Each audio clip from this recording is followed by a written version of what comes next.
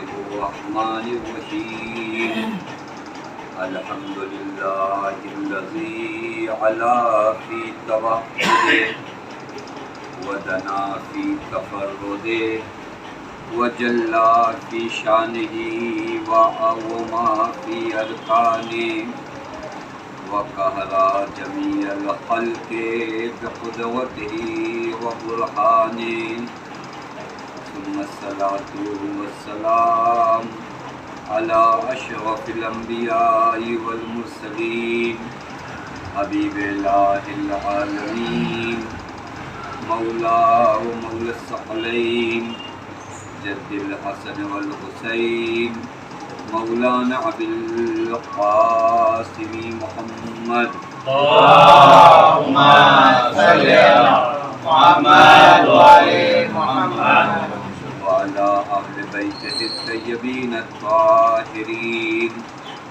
المعصومين المظلومين المنتجبين لا سيما بقية الله في الأرضين واللعنة الدائمة الباقية العاجلة على أعدائهم ومنكري فضائلهم وغاصبي حقوقهم ومخربي شريعتهم أجمعين من الآن إلى يوم الدين أما بعد فقد قال الله الحكيم في محكم كتابه بسم الله الرحمن الرحيم ربنا أفرغ علينا صبرا وتوفنا مسلمين صلوات اللهم صل على محمد وآل محمد ایک مرتبہ سورہ حمد اور تین مرتبہ سورہ توحید کی تلاوت فرما کے مرحوم محمد حنیف شیخ صاحب کی روح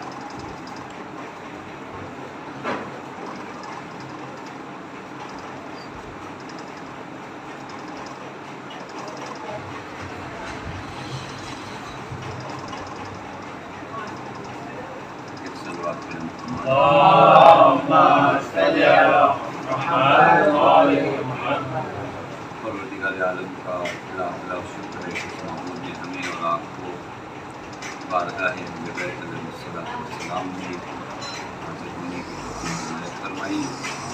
مجلس سارے سوال ہے قیادت سائے کریمہ کو سرنامہ کلام قرار دیا ہے.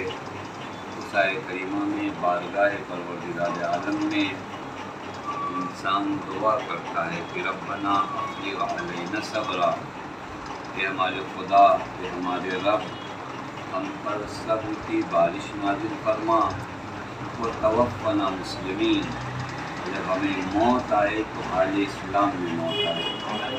یہ آیت کریمہ جو شان نزول مفسرین نے بیان کیا ہے ان جادوگروں کے بارے میں ہے جو آئے تھے جناب موسیٰ کو ذلیل و رسوا کرنے. نہ جانے کہاں کہاں سے ان جادوگروں کو فرعون نے جمع کیا تھا اور حقیقت میں اپنے جادو کے ذریعے جناب موسیٰ کو ذلیل و رسوا کرنا چاہتے تھے. لیکن جب انہوں نے دیکھا جناب موسیٰ نے جو عمل انجام دیا وہ جادو سے الگ ایک چیز معجزہ تھی، کیونکہ ہر فن کا آدمی سمجھتا ہے کہ یہ مرحلہ میرے فن کا نہیں ہے. وہ لوگ جادوگر تھے تو اتنا تو جناب موسیٰ کے معجزے کو دیکھنے کے بعد سمجھ گئے کہ یہ صرف جادو نہیں ہے، یہ ہے کوئی اور چیز.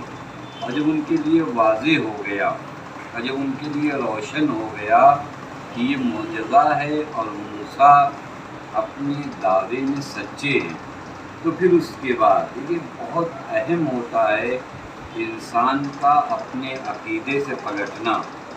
لیکن وہ لوگ جو صحیح معنوں میں مرد ہوتے ہیں، جو صحیح معنوں میں انسان ہوتے ہیں، جن کے اندر ایک خوبی یہ ہوتی ہے کہ وہ حق دیکھنے کے بعد حق کے سامنے تسلیم ہو جاتے ہیں۔ جب تک نہیں پتہ ہے حق کیا ہے باطل کیا ہے، اس وقت تک انسان منحرف ہے، کوئی مسئلہ نہیں ہے۔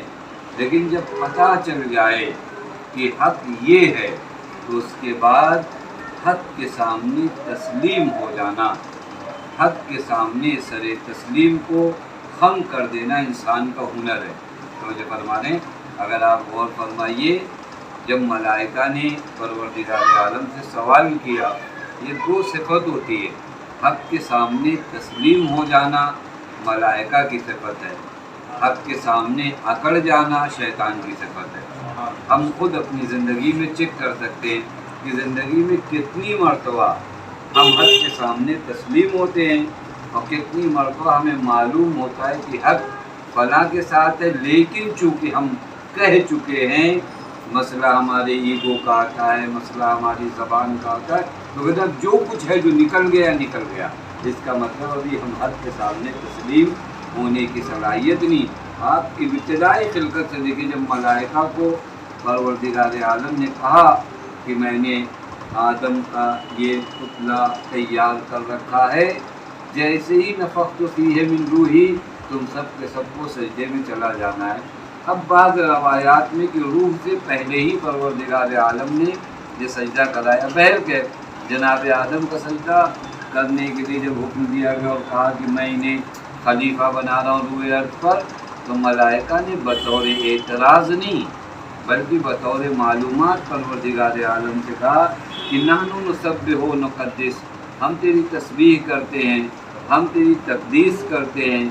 اگر خلیفہ بنانا ہے تو گویا اس ذات کو بنایا جائے جو صاحب تسبیح ہو، صاحب تقدیس ہو، انہیں بنا رہا ہے۔ تو پروردگار عالم نے فرمایا انی عالم ما لا تعلمون۔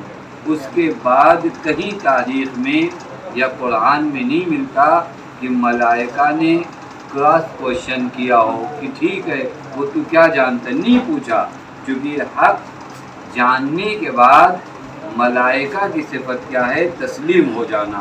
وہی حق جاننے کے بعد اکڑ جانا یہ شیطان کی صفت ہے۔ تو یہ فرمانا ہے جو میں آپ کی خدمت میں اگر حق واضح ہو جائے، حق روشن ہو جائے، حق کی وضاحت کے سامنے پھر سر تسلیم خم کرنے کے علاوہ کوئی چارہ نہیں ہوتا۔ ان جادوگروں نے جب یہ مسئلہ دیکھا کہ جناب موسیٰ معجزہ لے کر آئے ہیں اور ان کا کام خارق العادہ ہے، وہ کام ہے جو ایک معمولی بشر نہیں کر سکتا، تو ان جادوگروں نے اپنے آپ کو جناب موسیٰ کے سامنے تسلیم کر دیا اور کہا کہ آمنا برب ہارون و موسیٰ، ہم موسیٰ اور ہارون کے رب پر ایمان لے آئے۔ یہ اور بات ہے، آپ توجہ فرمائیے، بعض ماحول میں ایمان لانا سخت ہے۔ نارملی انداز میں جب میرا کچھ نہ جاتا ہو میں کلمہ ایمان پڑھوں تو کوئی بات نہیں۔ یہ جو جادوگر جمع کیے گئے ہیں، کبھی کبھار ان پرانی داستانوں پر اگر ہم غور کریں نا تو ایک جرأت اور شجاعت ملتی ہے کہ اگر آپ دیکھیے کس کے سامنے یہ جادوگر موجود ہے، ایک فرعون جیسے ظالم و جابر کے سامنے موجود ہے۔ وہاں پر آئے تھے جناب موسیٰ کو ذلیل و رسوا کرنے، لیکن جب حق ثابت ہو گیا تو کہا کہ ہم موسیٰ اور ہارون کے رب پر ایمان لے آئے۔ فرعون نے کہا قبل اس کے کہ میں اجازت دیتا تم ایمان لے آئے ہو، اب میں تمہیں سزا دوں گا اور تمہیں صلیب پر اور سولی پہ چڑھاؤں گا اور تمہارے ہاتھ پیر بسمت مخالف قطع کر دوں گا۔ تو دیکھیے توجہ کرو، جب آدمی حق کے سامنے تسلیم ہو جاتا ہے تو کہتے ہیں اب ہمیں کیا پرواہ ہے کہ تم ہمارے ساتھ کیا کرو گے، ہم ایمان لے آئے تو لے آئے۔ تو جو فرمانے یہی ہے حق کے سامنے تسلیم ہو جانا۔ یہاں بہت سے میسج ہیں کہ اگر ہم دیکھتے چلے جائیں، بہت سے حق ہماری زندگی میں ہیں۔ میں جانتا ہوں اپنے گھر میں ایک حق میرے گھر میں کسی کے ساتھ ہے، لیکن وہاں میں تسلیم ہونے کو تیار نہیں ہوں۔ مجھے سمجھایا گیا کہ نہیں تم مرد ہو تو تمہیں ہر جگہ دب کے نہیں رہنا چاہیے، چاہے غلطی صحیح ہو۔ یہ وہ نہیں ہے، وہ دین کہتا ہے حق جس کے ساتھ ہے اس کے سامنے کیا ہو جاؤ، تسلیم ہو جاؤ، وہاں اپنے نظریات، وہاں اپنی ایگو مت رکھیے۔ تو جو فرما رہے ہیں یہ ہوتا ہے حق کے سامنے تسلیم ہونا۔ اب جب تسلیم ہو گئے تو یاد رکھیے گا حق کے ساتھ جب آپ چلیں گے تو ایسا نہیں کہ پھر اس کے بعد آپ کے راستے پہ پھول بچھا دیے جائیں گے، آپ کا راستہ آسان ہو جائے گا۔ پھر اس کے بعد جو سختیوں کا آغاز ہوتا ہے، پھر اہل باطل مل کر تمہیں ستانے کی ہر ممکن کوشش کریں گے۔ یہی حال ان جادوگروں کے ساتھ ہوا کہ جب انہوں نے اعلان کیا کہ اب موسیٰ اور ہارون کے رب پر ایمان لے آئے تو پہلی سزا یہ سنائی گئی کہ انہیں سولی پہ چڑھا دیا جائے، ان کے ہاتھ پیر، یہ پورا واقعہ قرآن مجید میں نقل ہے، سمت مخالف سے قطع کر دیا جائے۔ اس وقت جب انسان سولی پہ ہو، خون کے قطرات بہ رہے ہو، لیکن بعض دعائیں کن ماحول میں صادر ہوئی ہیں وہ بہت اہم ہے۔ آپ کے وجود سے خون بہ رہا ہو، اب اگر کوئی معمولی آدمی ہو تو فرعون سے معافی مانگے کہ بھائی غلطی ہوئی، ہم خدا کی توحید سے لوٹ آتے ہیں اور تمہاری خدائی کا دعویٰ کرتے ہیں۔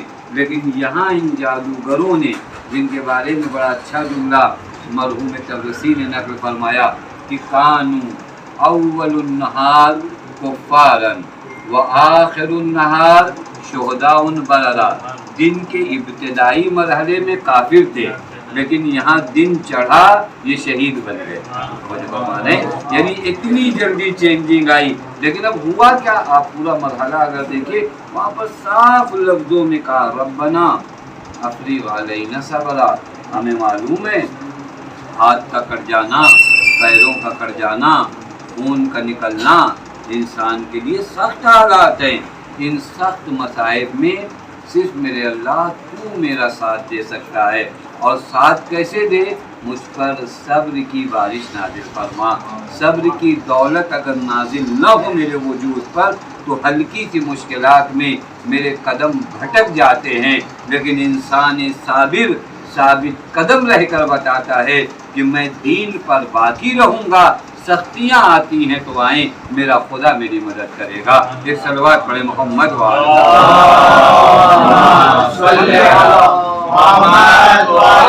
محمد۔ یہ وہ مرحلہ ہے کہ جب حق واضح ہو جائے تو حق کے سامنے تسلیم ہو جاؤ، اور یہی انسان کی عاقبت بخیری ہے، یہی انسان عاقبت بخیر ہوتا ہے۔ وگرنہ دنیا میں بہت سے لوگ آئے، بہت سے لوگ چلے گئے، ہنر آنا نہیں ہے، چونکہ یہ ہمارے اختیار میں نہیں تھا۔ ہنر عاقبت بخیر ہو کر جانا ہے۔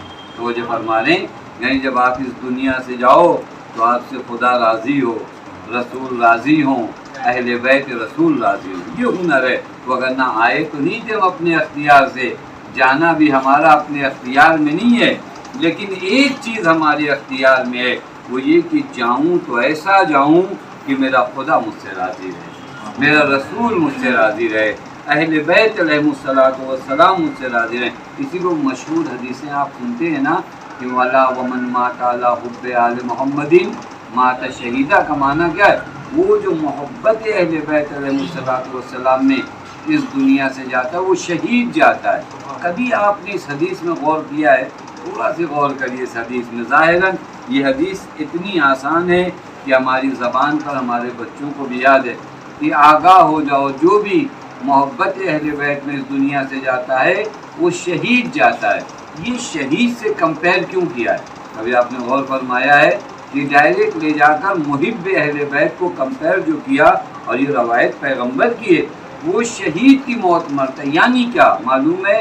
جس طرح شہید میدان جہاد میں ہر لمحہ جان کی بازی لگا کر دین بچاتا ہے، اسی طرح محب اہل بیت ہر لمحہ جہاد بن نفس کر کے اپنا ایمان بچاتا ہے۔ ایک صلوات پڑھے محمد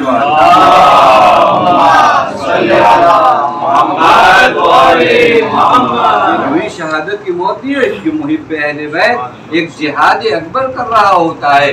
معلوم ہے آپ کو روایات میں ہے کہ جہاد اکبر جہاد بن نفس ہے، وہ جو میدان قتال میں تم دشمنان اسلام سے لڑتے ہو، ٹھیک ہے بڑا جہاد ہے، لیکن اس سے کہیں بڑا جہاد ایک جنگ ہے جو تمہاری اپنے آپ سے چلتی ہے۔ بہت سے لوگوں کو دیکھا گیا ہے جن کے اندر وہ زور بازو تھا، وہ تلوار چلانے کا ہنر تھا کہ جب میدان قتال میں آتے تھے تو ان کے سامنے کوئی ٹک نہیں پاتا تھا، لیکن وہی زور بازو والے افراد جب اپنے آپ سے جنگ کرنے آئے تو وہاں ہار گئے۔ پوری تاریخ آپ کے سامنے، کتنوں نے کتنی تلواریں چلائیں، دشمنوں کو زیر کیا، لیکن جب اپنے سے لڑنے کی باری آئی تو اپنے آپ سے ہار گئے۔ ہم میں سے بہت سے لوگ ہیں جو اپنے آپ سے ہارتے ہیں، محب اہل بیت اپنے آپ سے ہارتا نہیں، اپنے نفس کے ہاتھوں نہیں ہارتا، وہ نفس کو اپنے کنٹرول میں لیتا ہے۔ اسی وجہ سے پیغمبر برمتعالیٰ و من ماتا اللہ حب آل محمد مات شہیدہ، یہ شہید کی موت مارا، چونکہ جہاد بھی نفس کرتے ہوئے گیا۔ عجیب حدیث خدا کی قدم، میں نے شاید کہیں پر عرض کیا تھا کہ فقط اس حدیث پہ جتنے جملات ہیں غور کیا جائے تو معلوم ہو کہ اللہ نے کتنا بڑا سرمایہ ہمیں دیا، لیکن ہر جگہ یہی ہے اللہ ومن مات اللہ حب آل محمد، دعا یہی ہو کہ موت محبت اہل بیت پر آئے۔ تو جو فرمارے دعا یہی ہونی چاہیے کہ مروں تو محبت اہل بیت میرے ہمراہ، ہر لمحہ دعا کریے۔ اپنے آپ کو بہت زیادہ فری مائنڈ مت بنائیے، سب کو وہ نہیں دیکھا جائے گا، ہو جائے گا، نہیں میرے دوستو عزیزو، ہر لمحہ سرمایہ محبت اہل بیت چھیننے کی تم سے کوشش کی جا رہی ہے، لہذا ہر لمحہ کوشش کرو یہ محبت اہل بیت تمہارے دل میں باقی رہے۔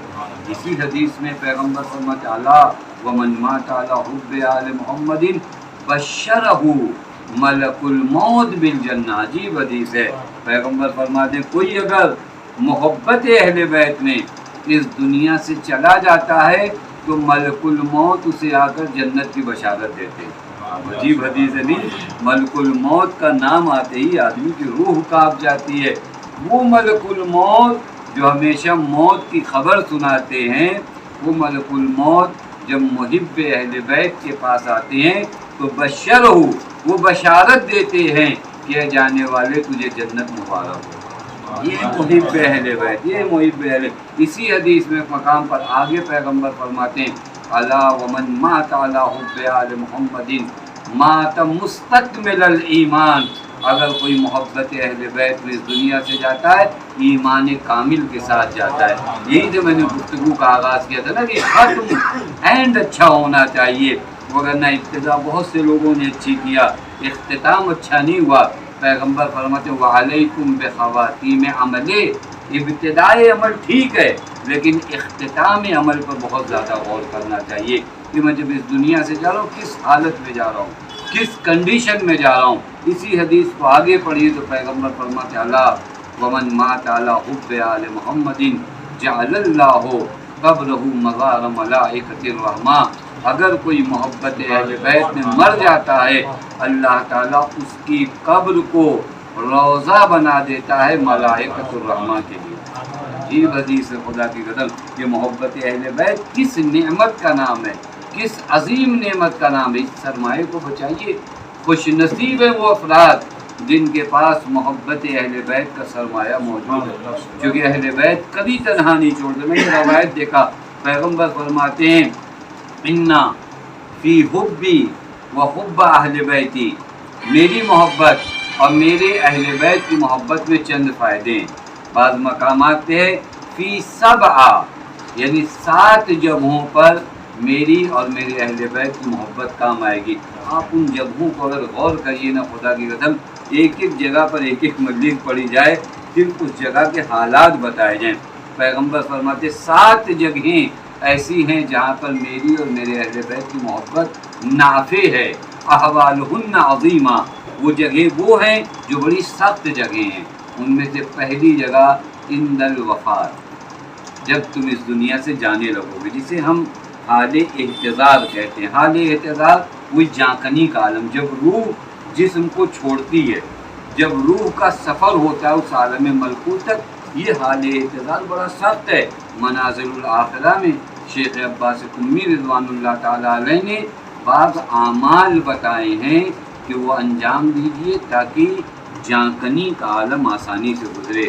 انہی میں سے ایک محبت اہل بیت ہے، ایک اپنے رشتہ داروں کے ساتھ نیکی کرنا ہے، ایک والدین کے ساتھ اچھا برتاؤ کرنا ہے، فقراء کو صدقہ دینا ہے، اور بعض دعائیں جو موجود ہے۔ جانکنی کوئی معمولی چیز نہیں ہے، آپ کبھی غور کریے ہمارے ہاں یہ وہ مقامات جو بیان نہیں ہوئے، کیونکہ جو گیا اس نے آ کر بتایا نہیں کہ جاکنی کا عالم کیا ہوتا ہے، روایات موجود ہے جاکنی کا عالم کیا ہوتا ہے، کیونکہ اب وہ برزخی آنکھیں جو ہوتی ہے نا وہ انسان کی کھل جاتی ہے، اس دنیا سے یقین ہو جاتا ہے کہ اب میں جا رہا ہوں۔ اب آپ کبھی کنڈیشن دیکھیے کہ آدمی جہاں پر سب کچھ بنائے ہو وہاں سے جا رہا ہو اور وہ سارا عالم آخرت جو اس کی آنکھوں کے سامنے درپیش ہے وہاں دیکھے کہ سب کچھ خالی ہے۔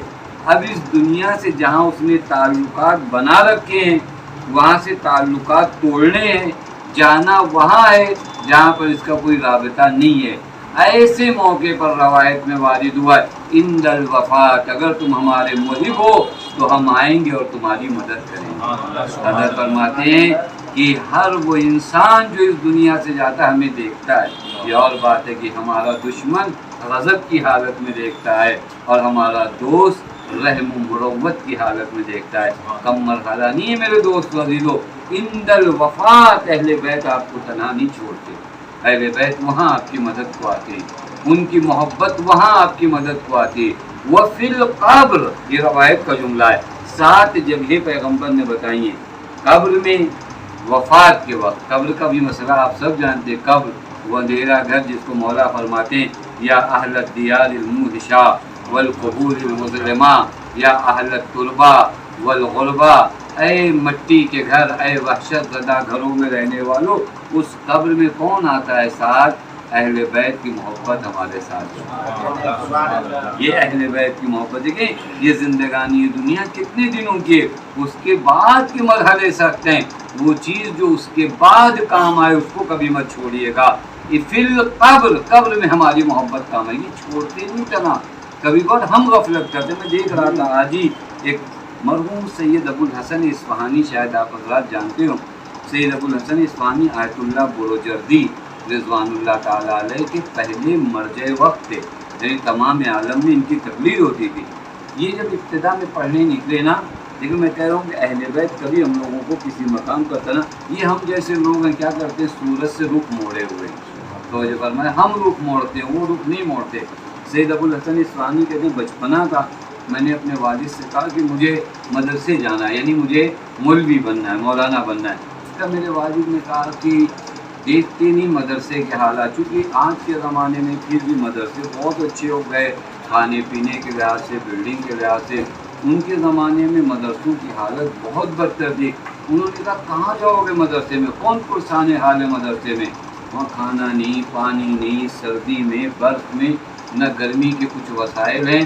کہا بہت ضد کیا جب میں نے، تو آخر کار میرے والد نے کہا اچھا جاؤ، پہلے تیار نہیں دکھا، میں نے اپنے باپ کے ہاتھوں کو چوما، اجازت ملی، اصفہان آیا۔ توجہ فرمائیں، میں آپ کو فقط جوانوں کو اس جانب متوجہ کراؤں کہ اہل بیت کس قدر آپ سے محبت کرتے ہیں۔ کہا میں اصفہان آیا، پڑھنا شروع کیا، میں نے 6-7 مہینہ گزرے تھے، میرے والد گاؤں سے مجھ سے ملنے آئے، اور والد نے تو پہلے ہی منع کیا تھا کہ مدرسے مت جانا، یہاں کون تمہارا پرسان حال ہوگا، یہاں کون تمہیں پوچھنے والا ہوگا۔ کہ جس دن میرے والد میرے کمرے میں آئے مدرسے میں، اسی دن اتفاق سے وہ جو شمع ہوتی تھی کہ وہ بھی میرے کمرے میں نہیں تھی، برف باری خوب ہوئی تھی، وہ جو لکڑیاں گرم کرنے کے لیے جلائی جاتی تھی وہ بھی میرے پاس نہیں تھی، یعنی سردی میں میری حالت خراب تھی، اسی دوران والد آ گئے۔ اب آپ تصور کریے گا، والد نے پہلے ہی روکا تھا، اور جب ان کی حالت زار دیکھا کہ ٹوٹے پھوٹے کمرے، یہاں پر اپنی زبان پہ کہا ایک موم بتی بھی جلانے کو ان کے پاس نہیں ہے، آتے ہی انہوں نے ان کو ڈانٹنا شروع کیا کہ میں نے نہیں کہا تھا کہ مت جاؤ، کوئی پرسان حال نہیں ہے، کوئی صاحب نہیں ہے، کوئی مالک نہیں ہے، یوں ہی لاوارث ہے، کہاں چلے آئے۔ کہ میرے والد نے اس قدر ڈانٹا مجھے، اس قدر ڈانٹا کہ میں والد تھے۔ ابھی ہمارے بچوں کے لیے بھی ذہن رکھیے گا، اگر والدین حق پر بھی نہ ہوں تو اس کا مطلب یہ نہیں نکلتا کہ آپ جواب دے دو۔ تو جو فرما رہے ہیں، بعضوں کو لگتا ہے میں غلط نہیں ہوں تو کیوں نہ بولوں، نہیں، والدین کے سامنے غلط نہ بھی ہو تو نہ بولو۔ میں آپ کی خدمت میں آپ کو بہت اہم مرحلہ ہے، آج ہم لوگوں کو کبھی کبھار ان ٹی ویوں پر اور ان چینل سے بدتمیزیاں سکھائی جاتی ہیں کہ نہیں تم اپنے حق کے لیے جیو، اور یہ حق کہاں پر ہے، حق یہی ہے کہ چپ رہو۔ والدین کے سامنے حق کیا ہے؟ خاموش رہنا، تم اپنی ذمہ داری پہ عمل کرو۔ والدین ہیں، خوب انہوں نے اگر ظلم کیا ہے اس کے لیے بھی بعض روایات میں کہ بعد میں ان کے مرنے کے بعد تم معافی بھی مانگو کہ میرے اللہ اگر میرے والدین نے میرے حق میں ظلم کیا ہو تو تم انہیں معاف کر دے. یعنی والدین کا مرتبہ اتنا زیادہ عظیم ہے. توجہ فرمانے میں غلط نہیں ہوں تو میں کیوں نہیں بولوں. سید ابو الحسن اصفہانی کو بہت دیر تک ان کے والد نے ڈانٹا. یہ خاموش رہے، بس کمرے سے باہر نکلے اور حضرت حجت کو مخاطب کر کے کہا مولا آج ہمیں تانا دیا جاتا ہے کہ ہمارا کوئی پرسان حال نہیں ہے، صاحب نہیں ہے. ہوتا ہے جب آدمی کو زیادہ ڈانٹ پڑے اور پھر اس کے بعد آدمی کس سے لو لگائے گا؟ اپنے وقت کے امام سے لو لگائے گا. مولا ایسا نہ ہو کہ لوگ ہمیں کہیں کہ ہم لاوارث ہیں، ہمارا کوئی پرسان حال نہیں. کبھی یہی باتیں میں کر رہا تھا اسی اسنا میں مدرسے کے خادم نے کہا سید ابو الحسن کوئی تم سے ملنے آیا ہے. کہ میں جب نیچے اتر کے پہنچا تو میں نہیں پہچانتا تھا کون ہے. بس انہوں نے آنے کے بعد مجھے کچھ پیسہ دیا کہ اپنے کمرے کی ضروریات اس سے پوری کرو. اور وہ ایک چراغ جو ہے فلاں ٹاک میں، اگر آپ پرانے زمانے میں ٹاک بنتے تھے، ہم لوگوں کے زمانے میں دیواروں پہ الماریاں بناتی تھی، پرانے زمانے میں ٹاک کا وہ فلاں ٹاک پر ایک شمع بھی رکھی ہوئی ہے، اسے روشن کر سکتے ہو. کا وہ پیسہ دے کے چلے گا. میں اتنا متحیر تھا. یہ ہوتا ہے کیونکہ کبھی کبھار حضرت حجت سے جب ملاقات ہوتی ہے تو انسان کے اندر ایک تحیر کی حالت پیش آتی ہے کہ اس وقت حضرت کو پہچان نہیں پاتا. کل لوٹ آیا، میرے والد نے مجھے دیکھا، کہا کہاں چلے گئے تھے؟ کہا کوئی مجھ سے ملنے آئے تھے. کہا کون تھا؟ کہا آئے تو انہوں نے کچھ پیسہ دیا اور کہا کہ فلاں طاق میں شمع رکھی ہوئی ہے اور آپ اس لیے اس پیسے کو لے جائیے تاکہ کل کوئی یہ نہ کہے کہ تمہارا کوئی پوچھنے والا نہیں ہے. ان کے والد جو تخت پہ بیٹھے تھے نیچے اترے اور رونے لگے. کہا میرے لال یہ بات میں نے غلط کہی تھی کہ کوئی پرسان حال نہیں، بالکل تمہارا پرسان حال وقت کا امام. تو یہ بات ہے میں جو مرحلہ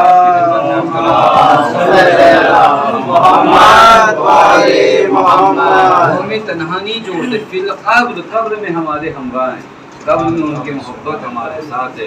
اس کے بعد عند النشور، جب ہم قبر سے محشور کیے جائیں گے. آپ سب جانتے ہیں کتنی مرحلے ہیں. پہلے عند الوفات جب جاندنی کا عالم ہوگا، یہ خود بڑا سخت مرحلہ ہے. پھر قبر کا مرحلہ بڑا سخت ہے. اس کے بعد عند النشور جب مجھے قبر سے اٹھایا جائے گا. اس منظر کو بھی قرآن نے نقل کیا ہے کہ لوگ اٹھیں گے، اپنی اپنی قبروں سے نکلیں گے. عجیب حیرت کا عالم ہوگا، عجیب سرگردانی کا عالم ہوگا. پیغمبر فرماتے ہیں اس وقت میرے اہل بیت کی محبت وَعِندَ الْكِتَابِ، جس وقت تمہارے ہاتھوں میں تمہارے نام عمل کیے جائیں گے میرے اہل بیت کی محبت. وَعِندَ الْحِسَابِ، جس وقت تمہارے اعمال کے حساب ہوں گے اس وقت میرے اہل بیت کی محبت تمہارے کام آئے گی. وَعِندَ الْمِيزَانِ، جس وقت تمہارے اعمال میزان میں ہوں گے اس وقت اہل بیت کی محبت تمہارے کام آئے گی. وَعِندَ الصِّرَاطِ، جس وقت پورے صراط سے گزرو گے اس وقت اہل بیت کی محبت کام آئے گی. آپ غور فرما رہے ہیں سب سے عظیم سرمایہ کائنات میں انسان کے لیے یہ ہے کہ انسان اس دنیا سے جائے تو محبت اہل بیت، اہل بیت کی محبت سے ناتا نہ ٹوٹنے پائے. یہ رشتہ جتنا محکم کرو گے، رشتہ جتنا محکم کرو گے. لیکن اب سوال یہی ہے کہ رشتہ محکم کیسے ہوگا؟ میں آیا خاموش بیٹھ جاؤں کہ نہیں میں تو محب رہوں گا، میں کبھی بدلنے والا نہیں ہوں. لیکن اگر ہم اہل بیت سے محبت کرتے ہیں تو اہل بیت کی محبت کے آثار ہمارے کردار میں دکھائی دینے چاہیے. اہل بیت کی محبت کے آثار ہمارے کردار میں دکھائی دیں. میں محب اہل بیت ہوں کیسے پتہ چلے گا؟ میرے دعوے سے پتہ چلے گا یا واقعاً میرے اعمال بتائیں گے کہ میں محب اہل بیت ہوں؟ تو جو فرما رہے ہیں میں اگر اہل بیت سے محبت کرتا ہوں تو وہ حضرت آ کر فرمائیں کہ انت ولی حق کا، کہ ہاں تم صحیح مانو گے ہمارے شاہ. یہ مرحلہ ہے جو ہم کو پوری زندگی طے کرنا ہے، پوری زندگی اسی مرحلے کو طے کرنا ہے کہ مولا کہہ دے کہ ہمارا ہے، کہہ دے کہ ہمارا ہے. ہم اپنے کردار کو اتنا عظیم بنائیں، اتنا بڑا بنائیں. اہل بیت کی چاہنے والے ہیں نا، یہ بہت بڑا سرمایہ ہے. میں نے شاید کبھی عرض کیا تھا یہاں تک اللہ تعالیٰ نے آپ کو مجھے سب کو پہنچایا ہے، ہم میں سے کوئی آیا نہیں ہے. اللہ تعالیٰ بعض روایت میں نہیں اذا اراد اللہ बेअब्दिन खैरा, अगर अल्लाह किसी बंदे के साथ नेकी करना चाहता है तो अल्लाह ताला उसके दिल में मोहब्बत हुसैन और मोहब्बत ज़ारत हुसैन डाल देता है। अल्लाहुम्मा सल्ली अला मुहम्मद व आले मुहम्मद। यहाँ तक अल्लाह ताला ने मुझे और आपको पहुँचाई। यहाँ के बाद मेरा किरदार है कि मैं इस मोहब्बत पे बाकी रहता हूँ, नहीं रहता हूँ। इसीलिए पैगम्बर का मन माता अला हुब्बे आले मुहम्मदिन, मुझे मौत आए मोहब्बत अहले बैत पर। कैसे मौत आएगी? जब उनके अक़वाल, उनके फरामीन, उनकी बातें मेरे लिए, मैंने इब्तिदा अर्ज़ किया, हक़ के सामने तस्लीम होना अहले बैत के चाहने वालों की सबसे बड़ी अलामत है।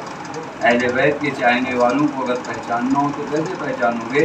अहले बैत के चाहने वाले हक़ के सामने सर झुका देते हैं। अगर हक़ नहीं है, अगर उनके साथ हक़ नहीं हो तो भी वो नहीं घबराते कि चलो मैं इस जगह पर, ये अपनी आम ज़िंदगी में चेक करिए। कभी मैंने अर्ज़ किया ना, बाद चीज़ों को मैं भी चेक करूँ, आप भी, कितना मैं और आप हक़ के सामने तस्लीम है। अहले बैत के चाहने वालों की ज़िंदगी का एक तुर्रा और एक इम्तियाज़ क्या होता है? हक़ के सामने तस्लीम होते हैं, हक़ के सामने ज़बान नहीं खोलते। मैंने रवायत देखा जहाँ पर इमाम मोहम्मद बाक़िर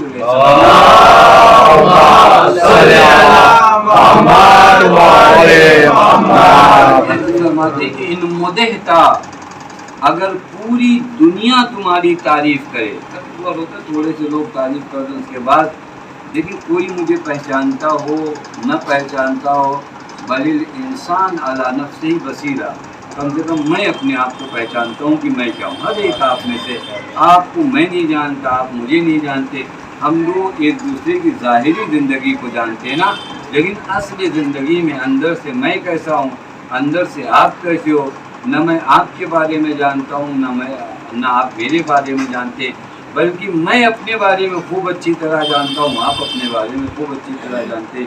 यानी हर एक को पहचाने कि मैं किस कंडीशन में हूँ। अब ऐसी सूरत में अगर मजमा बैठ कर आपकी तारीफ़ करना शुरू कर दे तो फिर हम अपने आप को भूल जाते हैं।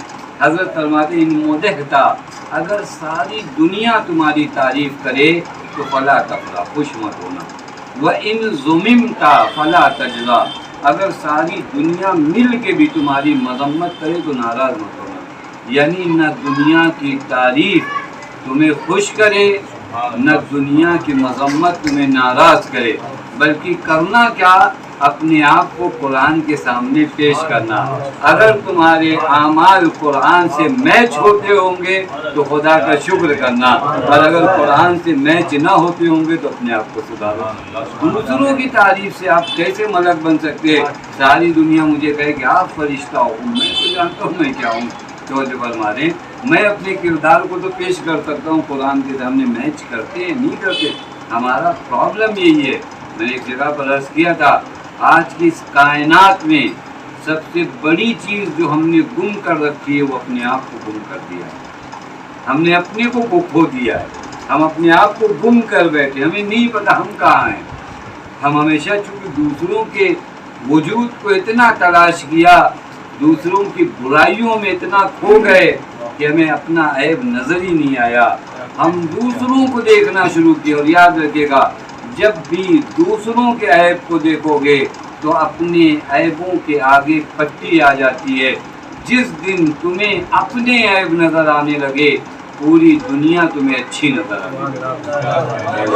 इलाज यही है, जिस दिन मुझे पता चल जाए कि मेरे अंदर कितनी बुराई है ना, मुझे ये बच्चा भी अच्छा लगेगा, वो बड़ा भी, सब अच्छे। अभी जो मुझे सब बुरे लगते हैं क्योंकि मैं अपने आप को अलग अच्छा बना रखे हूँ।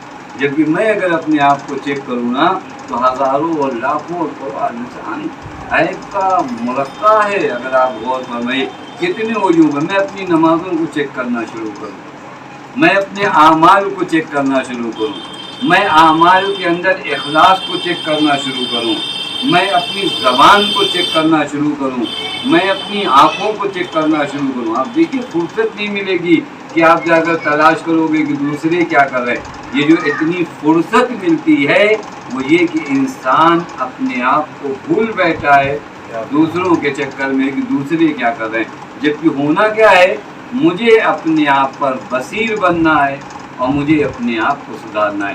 محب اہل بیت کی پہچان کیا ہے؟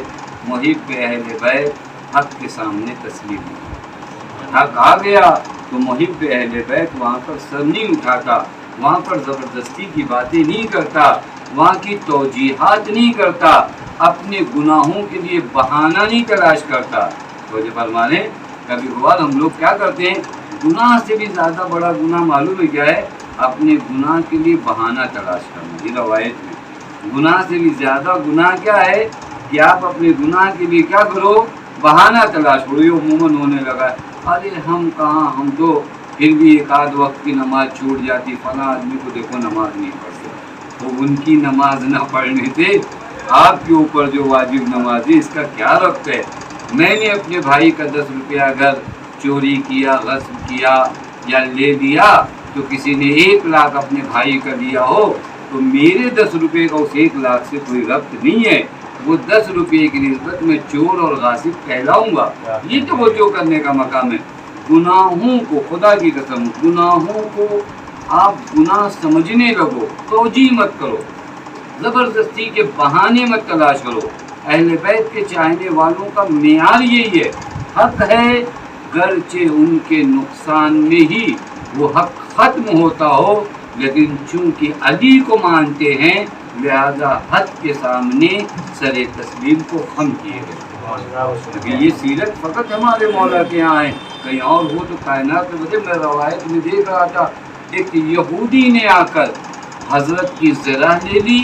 وہ سارے واقعات ہم لوگ کبھی کبھار پڑھتے لیکن غور کرنے کا مقام ہے۔ زرہ لے لی، چوری کر لی، اور جب حضرت نے فرمایا یہ میری ہے تو اس نے کہا آپ شاہد لے کر آؤ، گواہ لے کر آئیے، کیونکہ اگر یہ میرے ہاتھوں میں ہے، قاعدتاً جو قضاوت کا طریقہ ہے کہ اگر کوئی سامان کسی کے ہاتھ میں ہے تو اس کا سمجھا جاتا ہے، اگر آپ کا ہے تو آپ گواہ لے آئیے، اس کو گواہ لانے کی ضرورت نہیں ہے۔ قاضی کے پاس پہنچے، حضرت کا دور خلافت تھا، تو یہ فرما رہے ہیں ظاہری طور پر حضرت کیا ہیں؟ خلیفہ ہیں۔ حضرت پہنچے عام انداز میں قاضی کے پاس، عام انداز میں قاضی کے پاس پہنچے۔ قاضی نے فرمایا مولا قاعدہ اور قانون تو یہی ہے کہ گواہ آپ کو لانے ہوں گے، چونکہ یہ زرہ ہے اس کے ہاتھوں میں۔ حضرت نے فرمایا اور میرے پاس گواہ نہیں ہے۔ قاضی نے کہا تو مولا اب دیکھیے کیسی عادلانہ حکومت تھی، کبھی آپ نے غور کیا ہے حاکم وقت کے سامنے قاضی اتنا بول پائے؟ لیکن وہ علی کا امتیاز، میں نے روایت دیکھا جب امام علی کی ایک فضیلت مولا کے چاہنے والے نے بیان کرنا شروع کیا تھا نا شام کے دربار میں، تو اس نے کہا علی اس ذات کا نام ہے جو اس طرح رہتے تھے، اس جملے پہ توجہ ہے، جو اس طرح رہتے تھے کہ کوئی مظلوم ان کے سامنے اپنا حق بیان کرتے ہوئے ڈرتا نہیں تھا، اور کوئی لالچی ان کی جانب للچائی نگاہ سے دیکھتا نہیں تھا۔ یہ جملہ پوری مجلس ہے، اگر آپ کبھی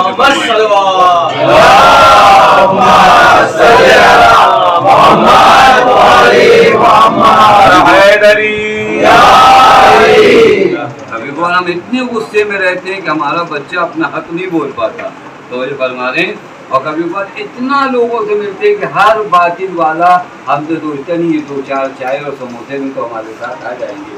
حضرت کی سیرت کیا ہے؟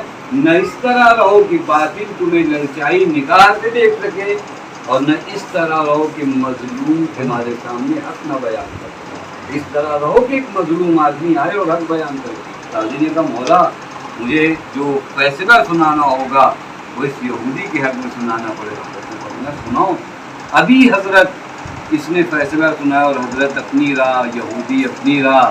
روایت کا جملہ یہ یہودی پلٹا، مولا کے قدموں پہ گرا، کہا واقعاً آپ امام برحق ہو، وگرنہ حکومت جس کے ہاتھوں میں ہو اس کے خلاف فیصلہ سنانے کی کسی کی ہمت نہیں۔ اللہم صلی علی محمد و آل محمد۔ ہم دیکھیں اپنے مولا کی اس تعبیر سے ہم نے زندگی میں کیا لیا، ہم کس قدر حق کے سامنے تسلیم ہیں۔ ہم اپنے سامنے تو یہ خود آپ کبھی غور کریے گا، میں فقط خطابت نہیں کر رہا ہوں، بتا رہا ہوں چیک کیا جائے، فقط ایک چیز کو ایک ہفتے بیٹھ کر چیک کیا جائے، میں کہاں کہاں حق کے سامنے تسلیم ہوتا ہوں۔ مجھے کہاں کہاں لگتا ہے کہ میں غلط ہوں اور میں قبول کر لیتا ہوں کہ میں غلط ہوں. میں تو تیار نہیں ہوں اپنے آپ کو قبول کرنے کے لیے. ہمارے گھروں میں بعض مشکلات اسی وجہ سے ہیں کہ لوگ حق کے سامنے تسلیم نہیں ہیں. بعض زیادتیاں میری طرف سے ہیں بس اس وجہ سے کہ مجھے کون کہے میں ماما ابا کبا لگا کے بیٹھا ہوں. اب چاہے میں حق کے ساتھ ہوں نہ ہوں چپ خاموش ہوں سامنے والے کو, تو یہ تو پھر سیرت علوی نہیں ہوئی نا. یہ ایک امتیاز اگر علی والے اپنے آپ کو چیک کرنا شروع. میں نے عرض کیا محبت اہل بیت سرمایہ ہے خدا کی قدم, لیکن اس کے اثرات میری زندگی میں دکھائی دے یا نہیں دے. میں جس قدر حق کے سامنے تسلیم ہو جاؤں. اور یہاں تک اگر کوئی آتا ہے نا محبت اہل بیت, اس نے سارے عالم کو دیکھ لیا اور دیکھنے کے بعد جو اس کو سمجھ میں آیا کہ علی حق کے ساتھ ہیں اور حق علی کے ساتھ ہے, تو پھر اس نے علی کے سامنے سر تسلیم کو کم کر دیا. وگرنہ آسان نہیں محبت اہل بیت کو اپنانا, سختیاں ہیں, مشکلات ہیں. لیکن ہم سے قرآن کا بھی ڈیمانڈ یہی ہے, ہم سے احادیث کا بھی ڈیمانڈ یہی ہے, سنت پیغمبر کا بھی ڈیمانڈ یہی ہے کہ دیکھو حق جہاں ہو وہاں جاؤ, حق کے سامنے تسلیم ہونا سیکھو. کسی نے آ کر جنگ جمل میں مولا سے فرمایا مولا میں کہاں جاؤں مجھے نہیں سمجھ میں آتا, حق کس کے ساتھ ہے. کیونکہ بعض جنگیں جو ہوتی ہیں وہاں پر بھی اصحاب پیغمبر, یہاں پہ بھی اصحاب پیغمبر. حضرت نے اس کو یہ نہیں بتایا کہ مجھے دیکھو, حضرت نے فرمایا جا کر پہلے حق سمجھو پھر اس کے بعد دیکھنا حق کس کے ساتھ ہے. اور جب حق کو دیکھو کہ کس کے ساتھ ہے, جو حق پہچان لو صاحب حق کو پہچان لو. تم حق کو نہیں پہچانتے لہٰذا صاحب حق کو نہیں پہچان پا رہے. جاؤ حق دیکھو کس کے ساتھ ہے, حق دیکھ لو گے پتہ چل جائے گا. یہی حق ہے, یہی حق ہے جو اہل بیت کے چاہنے والوں کا امتیاز ہونا چاہیے. جن مرحوم کے لیے اس مجلس کا انعقاد کیا گیا وہی حق کے سامنے تسلیم ہونا, حق کے سامنے تسلیم ہونا. سختیاں ہوں گی, مشکلات ہوں گی, کیا فرق پڑتا ہے. میرے اللہ نے مجھ سے کہا ہے کہ حق کے سامنے تسلیم ہو جاؤ, میں حق کے سامنے تسلیم ہو جاؤں. اور یہ خدا کی بڑی نوازش ہوتی ہے, خدا کا بڑا کرم ہوتا ہے. اللہ تعالیٰ خود قرآن میں کہتا ہے ہدایت حقیقت میں ہم دیتے کہ رسول آپ ذریعہ ہو, آپ پیغام پہنچاتے ہو, ہدایت ہماری جانب سے ملتی ہے. اصل ہدایت کی نعمت اگر اللہ تعالیٰ کسی کو دے دے, زندگانی دنیا کتنی دنوں کی ہے ختم ہو جاتی ہے. ایک عالم آخرت درپیش ہے جہاں پر اگر انسان حق پر ہے تو وہاں کی زندگی کے بارے میں ہم لوگ تھوڑا سے اس زندگانی دنیا کے بارے میں زیادہ غور کرنے لگتے ہیں. جبکہ دنیاوی زندگی ہم نے دیکھا, آپ نے دیکھا, کتنے ہمارے چاہنے والے ساتھ میں رہنے والے دنیا میں نہیں چلے گئے. تو اگر مجھے آج حق سمجھ میں آ جائے, اور یاد رکھیے گا حق سمجھنے کے لیے بہت زور و زبردستی کی ضرورت نہیں ہے. آدمی آئے واضح طریقے سے بغیر کسی فیصلے کے حق ڈھونڈنا شروع کر دے. خداوند متعال قرآن میں کہتا ہے جو ہمارے راہ میں کوشش و تلاش کرتے ہیں لنہدینہم سبلنا, پھر ہم اسے راستے اپنے دکھاتے ہیں. تلاش تو کریے حق کہاں پر, ڈھونڈیے تو حق کس کے ساتھ ہے. ڈھونڈیے تو پیغمبر اکرم نے کسے اپنا ولی بنایا تھا, پیغمبر اکرم نے کسے اپنا جانشین بنایا تھا, پیغمبر اکرم کس کے در پر 6 مہینے سے 9 مہینے تک روز سلام کرنے جاتے تھے. ڈھونڈیے تو اس ذات کو جہاں پر سارے دروازے بند کرا دیے گئے تھے لیکن ایک دروازہ کھلا تھا, اور اس کے بارے میں قرآن کا ترتیب وجود اذن اللہ ان ترفع ویذکر فیہا اسمہ. بعض گھر ایسے ہیں جنہیں اللہ چاہتا ہے وہ بلند رہیں اور ان گھروں میں اللہ کا ذکر ہوتا رہے. جا کر تلاش کریے آپ تاریخ میں وہ گھر کس کا گھر ہے, وہ ذات کون سی ذات ہے جسے پیغمبر ہر لمحہ تعارف کراتے رہے. پہچانو اسے, اللہم وال من والا ہو وعاد من وادا ہو وانصر من نصرہ وخذل من خذلہ. تلاش کریے, ساری کتابوں میں موجود ہے. کس کے بارے میں پیغمبر نے دعا کیا, اے میرے اللہ تو محبت کر اس سے جو اس سے محبت کرے, تو نصرت کر اس کی جو اس کی نصرت کرے, وخذل من خذلہ, تو ذلیل کر اسے جو علی کو ذلیل کرنے کی کوشش کرے. اب جا کر تاریخ میں دیکھیے کس کے بارے میں یہ جملے ہیں जहाँ पर पैगम्बर ने फरमाया या अली हुब्बुकल ईमान व बुग़्ज़ुकल निफाक, ये अली तेरी मोहब्बत ईमान है और तुझसे बुग़्ज़ निफाक है। नारे हैदरी वो सारी तारीखें किताबें मौजूद हैं, कुरान मौजूद है, रवायात मौजूद है। हम कल खुदा के सामने ये नहीं कह सकते कि हमें हक़ का पता नहीं चल पाया। खुदावंद मुताल कहेगा मेरी किताब तुम्हारी आंखों के सामने थी, मेरे नबी की सीरत और सुन्नत तुम्हारे सामने थी, मेरे नबी की अहादीस तुम्हारे सामने है, तो मुताला करो ये कुरान किसके बारे में कहता है कि कुल्ला असलकुम अलैहि अजरन इल्लल मवद्दता फिल क़ुरबा। ये कुरान किसके बारे में कहता है या अय्युहल्लज़ीना आमनू इत्तक़ुल्लाह व कूनू मअस-सादिक़ीन। ये कुरान किसके बारे में कहता है अल-यौम अकमलतु लकुम दीनकुम व अतममतु अलैकुम निअमती। वो कौन सा पैगाम है आपका? तो कुरान जाकर इन आयात को तलाश करिए। ये कुरान किसके बारे में कहता है या अय्युहर रसूल बल्लिग़ मा उन्ज़िला इलैका मिन रब्बिक व इन लम तफ़अल फमा बल्लग़्ता रिसालता। जाओ ढूंढो कुरान किसके बारे में कहता है वअतसिमू बिहब्लिल्लाहि जमीआ। जाओ ढूंढो कुरान किसके बारे में कहता है लिकुल्लि कौमिन हाद, हर कौम के लिए खादी का होना ज़रूरी है। ये सब कुरानी आयात है ना, कई अहादीस तो नहीं है कि हम कह सकें ये हदीस ज़ईफ़ सनद है, ये हदीस फलां ने नकल किया है। ये तो कुरान है जिसमें आज तक ज़र्रा बराबर चेंजिंग नहीं हुई है और तक क़यामत चेंजिंग नहीं होगी। उस कुरान में ये आयतें मौजूद हैं। हम जाकर लेकिन तमाम तासुबात की ऐनक को उतार कर हम आए किताब खुदा के सामने। एक किताब खुदा हमारी रहनुमाई फरमा, क्योंकि पैगम्बर ने खुद फरमाया इज़ल तबस्त अलैकुमुल फितन कक़त्इल लैलिल मुज़लम फ़अलैकुम बिल कुरान। जब अंधेरा छा जाए, जब तारीकी हो जाए, जब न समझ में आए कि हक़ कहाँ पर है बातिल कहाँ पर है, फ़अलैकुम बिल कुरान, तो तुम पर लाजिम है कुरान की खिदमत में आओ। कुरान तुम्हें बताएगा कि हक़ क्या है बातिल। ये सारे रास्ते सबके लिए खुले हुए। आएँ और अपने आप को कुरान के सामने पेश करें। कुरान से दीन लीजिए, कुरान से नबी को पहचानिए, कुरान से वली को पहचानिए, कुरान से खलीफा नबी को पहचानिए। ये कुरान वो किताब जिसके बारे में खुद कुरान मजीद ने इरशाद फरमाया इन्ना नज़्ज़लनाहु ज़िक्रा व इन्ना लहू लहाफ़िज़ून। हम इस किताब में चेंजिंग नहीं आने देंगे। और इसी वजह से अगर आप देखिए अहले बैत अलैहिमुस्सलातु वस्सलाम ने अपनी जान की कुर्बानी दे दी, लेकिन कुरान को नहीं मिटने दिया, कुरान को नहीं ख़त्म होने दिया। नोके नेज़ा पर हुसैन का सर तो गया है, लेकिन हुसैन के उस कटे सर से कुरान की आयात की तिलावत ही हो रही। इसलिए कि कुरान बाकी रहेगा तो हक़ वाज़िह हो जाएगा, कुरान नाबूद हो जाएगा तो हक़ ख़त्म हो जाएगा।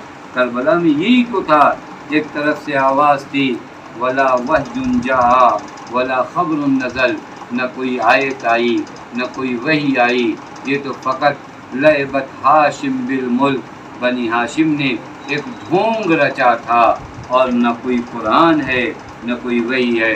हुसैन ने आवाज़ दिया नहीं वही भी आई थी, कुरान भी आया था, नबी भी आए थे, जान देनी पड़ेगी। तो हुसैन जान देकर बताएगा कि कुरान वही कर बताएगा। इसी दश्त में आप कभी गौर करिए, ये खुद एक टॉपिक है कि भी आप देखिए मदीने से लेकर करबला तक कितनी आयतों की तिलावत मौला ने फरमाया है। किन ख़ास मौक़ों पर किन किन आयतों को हज़रत ने इरशाद फरमाया और तिलावत फरमाया।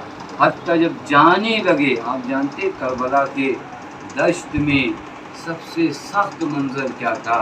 करबला के दश्त का सबसे सख्त मंज़र शहज़ादे अली अकबर का जनाजा था जो हुसैन के हक़ वो नन्हा सा जनाजा जिसे आप तसव्वुर कर सकते हैं। एक बाप जो अपने 6 माह के बच्चे को पानी पिलाने ले गया था, लेकिन जब हुसैन गरीब लौटे हैं तो अजीब आलम में लौटे हैं। तीर तो शोभा असगर के गले पे हुआ है, लेकिन मालूम है हुसैन का जुमला क्या था? रब्बी हव्विली, ए मेरे अल्लाह ये मसाइल भी हुसैन के लिए आसान है,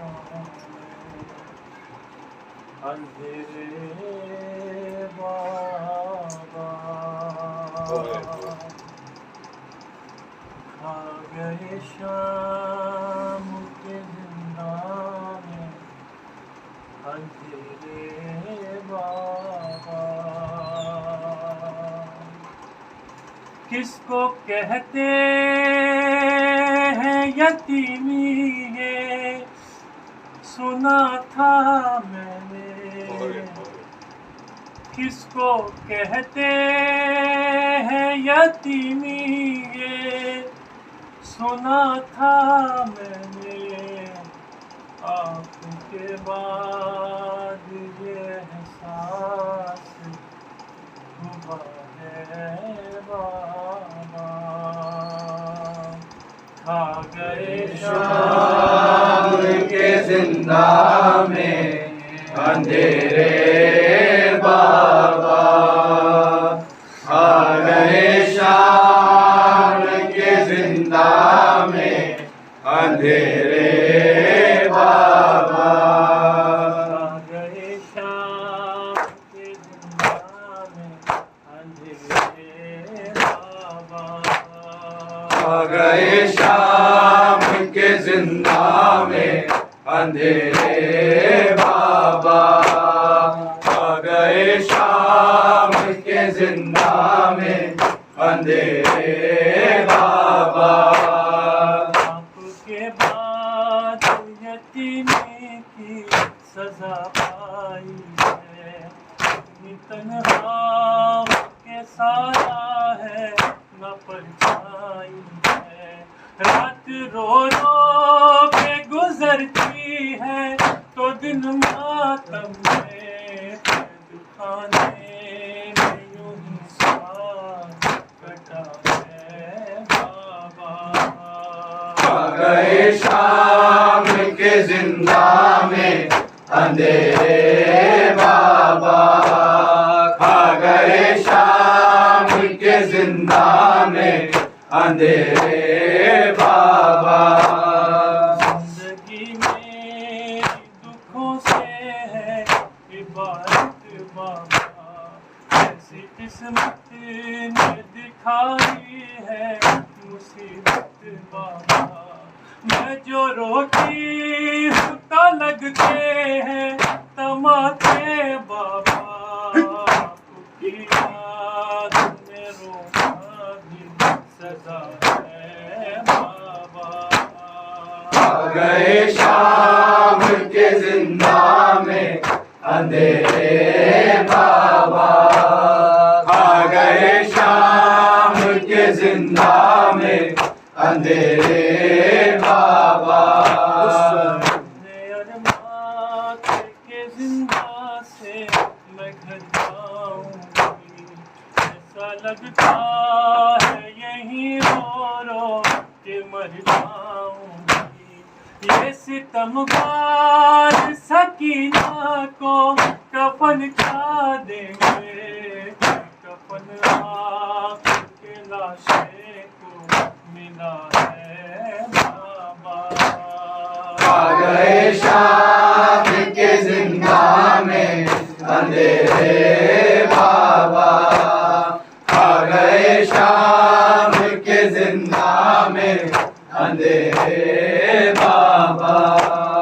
آپ کی طرح سے روٹے ہیں اجالے بابا، کون زندان سے اب مجھ کو نکالے بابا، تم نے مانگا تھا دعاؤں میں خدا سے جس کو، وہی دیتی ہے زندان میں جفا ہے بابا، کھا گئے شام کے زندہ میں اندھیرے بابا، کھا گئے شام کے زندہ میں اندھیرے بابا، بابا کہتے ہیں یہ زندہ کے اندھیرے سے موت ہی آئے گی اب مجھ کو دلاسے دینے، میری ہر سانس ہی رہتی ہے ستم کی زد پہ سے جی मरना ही भला है बाबा। आ गए शाम के जिंदा में अंधेरे बाबा, आ गए शाम के जिंदा में अंधेरे बाबा।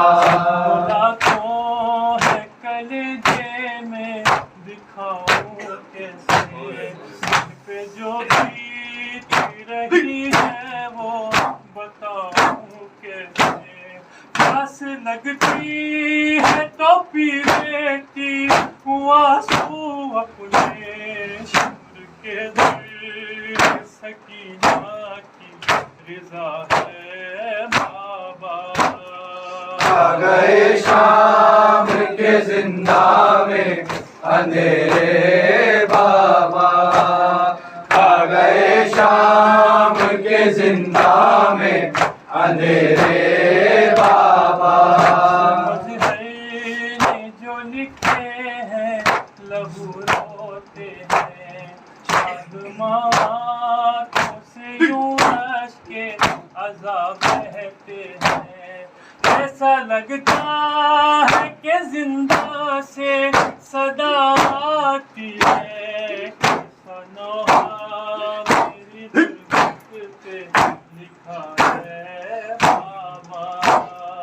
आ गए शाम के जिंदा में अंधेरे बाबा, आ गए शाम के जिंदा में अंधेरे बाबा, आ गए शाम के जिंदा में अंधेरे बाबा।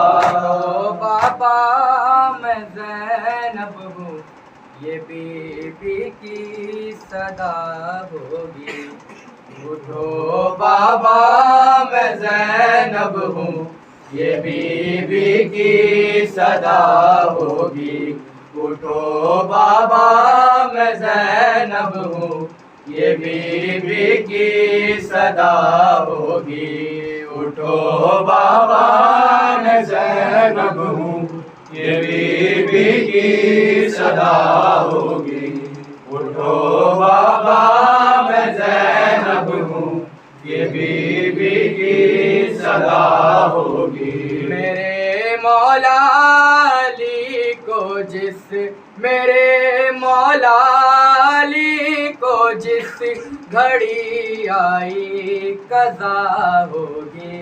उठो बाबा मैं ज़ैनब हूँ, ये बीबी की सदा होगी।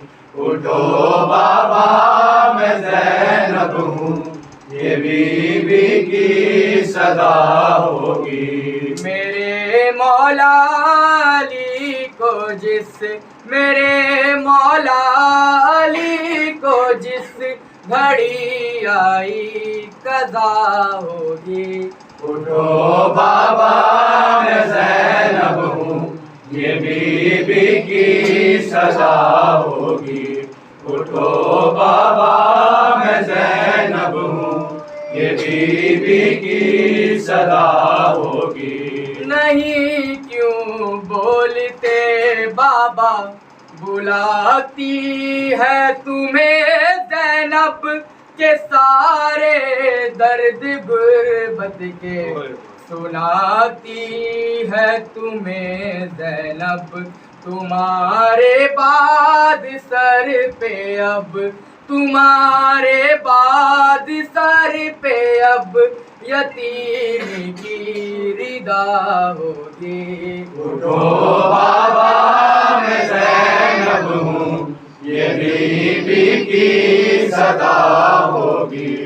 उठो बाबा मैं ज़ैनब हूँ, ये बीबी की सदा होगी। अभी तो माँ के सदमे से न बच्चों को सुकून आया कि तेरी मौत ने फिर से हमारे दिल को तड़पाया। यूँ लगता है कि अब हम पे, यूँ लगता है कि अब हम पे ستم کی انتہا ہوگی. اٹھو بابا میں زینب ہوں یہ بی بی کی صدا ہوگی. اٹھو بابا میں زینب ہوں یہ بی بی کی صدا ہوگی. بروز عید کلمہ گو بہت خوشیاں منائیں گے. تمہارے غم میں ہم بابا مگر آنسو بہائیں گے. بتاؤ عید کیا بابا، بتاؤ عید کیا بابا، یتیموں کی بھلا ہوگی. اٹھو بابا میں زینب ہوں یہ بی بی کی صدا ہوگی. اٹھو بابا میں زینب ہوں یہ بی بی کی صدا ہوگی. میرے مولا علی کو جس، میرے مولا علی کو جس گھڑی آئی قضا ہوگی. اٹھو بابا میں زینب ہوں یہ بی بی کی صدا ہوگی. اٹھو بابا میں زینب ہوں یہ بی بی کی صدا ہوگی. نہیں کیوں بولتے بابا، بلاتی ہے تمہیں زینب کہ سارے درد غربت کے سناتی ہے تمہیں زینب. تمہارے بعد سر پہ اب، تمہارے بعد سر پہ اب یتیمی کی ردا ہوگی. اٹھو بابا میں زینب ہوں یہ بی بی کی صدا ہوگی. اٹھو بابا میں زینب ہوں یہ بی بی کی صدا ہوگی. ابھی تو ماں کے صدمے سے نہ بچوں کو سکون آیا کہ تیری موت نے پھر سے ہمارے دل کو تڑپایا. یوں لگتا ہے کہ اب ہم پہ، یوں لگتا ہے کہ اب ہم پہ ستم کی انتہا ہوگی. اٹھو بابا میں زینب ہوں یہ بی بی کی صدا ہوگی. اٹھو بابا میں زینب ہوں یہ بی بی کی صدا ہوگی. ابھی تو ماں کے صدمے سے نہ بچوں کو سکون آیا کہ تیری موت نے پھر سے ہمارے دل کو تڑپایا. یوں لگتا ہے کہ اب ہم پہ، یوں لگتا ہے کہ اب ہم پہ ستم کی انتہا ہوگی. اٹھو بابا میں زینب ہوں یہ بی بی کی صدا ہوگی. اٹھو بابا میں زینب ہوں یہ بی بی کی صدا ہوگی. بروز عید کلمہ گو بہت خوشیاں منائیں گے. تمہارے غم میں ہم بابا مگر آنسو بہائیں گے. بتاؤ عید کیا بابا، بتاؤ عید کیا بابا، یتیموں کی بھلا ہوگی. اٹھو بابا میں زینب ہوں یہ بی بی کی صدا ہوگی. اٹھو بابا میں زینب ہوں یہ بی بی کی صدا ہوگی. رضا سر پہ نہیں ہوگی، شرابی ہم سفر ہوں گے. سینا کی نوک پہ بابا تمہارے سب پہ سر ہوں گے. جہاں بھی جائے گی زینب، جہاں بھی جائے گی زینب وہاں پہ کربلا بابا میں زینب ہوں یہ بی بی کی صدا ہوگی اٹھو بابا میں زینب ہوں یہ بی بی کی صدا ہوگی ردا سر پہ نہیں ہوگی شرابی ہم سفر ہوں گے سینا کی نوک پہ بابا تمہارے سب کے سر ہوں گے جہاں بھی جائے گی زینب جہاں بھی جائے گی زینب وہاں پہ کربلا ہوگی اٹھو بابا میں زینب ہوں یہ بی بی کی صدا ہوگی اٹھو بابا میں زینب ہوں یہ بی بی کی صدا ہوگی میرے مولا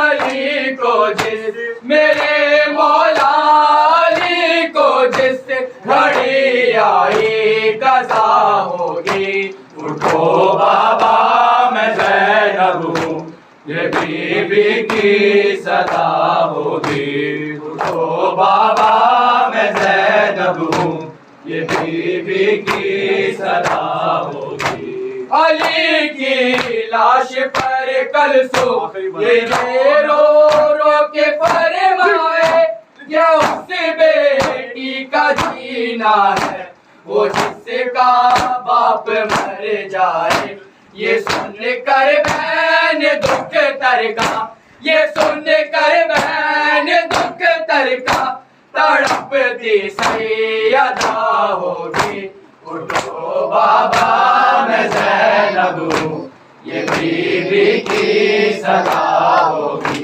اٹھو بابا میں زینب ہوں یہ بی بی کی صدا